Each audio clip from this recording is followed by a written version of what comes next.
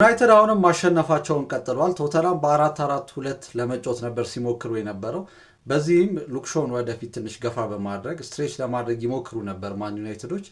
ነገር ግን ትልቁ ችግር የቶተናም የነበረው ብዬ የማስበው ዳሎን ጃምፕ እያደረገ ጃቪ ሲመንስ ለመሄድ ሲሞክር የሚተውን ስፔስ እነ ኩኛ እነ ብሩኖ ይጠቀሙት ነበረ። ይህ የመጀመሪያው ዊክ ሊንካቸው ነው፣ በደንብ የሚጋለጡበት የነበረው ብዬ አስባለሁ።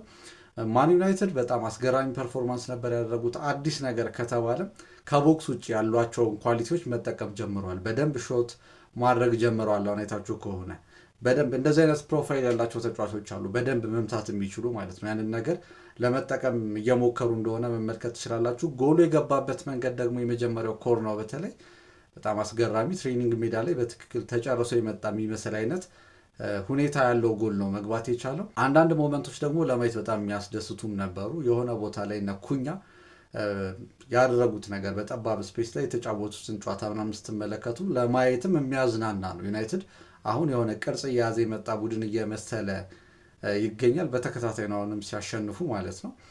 ብሪያን ኤምቡሞ ማለት አሁን ላይ ማን ዩናይትድ ካስፈረሟቸው ተጫዋቾች በጣም ምርጡ ተጫዋች ነው።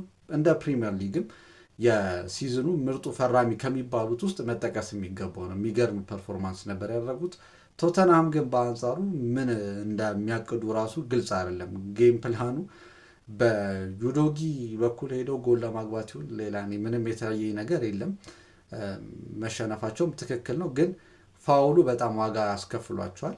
ፋውሉም ባይኖር ዩናይትድ ማሸነፉ ላይቀር ይችል ነበረ ከሁኔታው አንጻር። ነገር ግን ካፒቴን ሆነ እንደዚህ አይነት ፋውል መስራት የበለጠ ቲሙንም ይጎዳል። ከቲሙም ጋር ያለበትን ችግር የሮሜሮንም የሚያሳይ ይመስለኛል። ዩናይትድ እንኳን ደስ አላችሁ።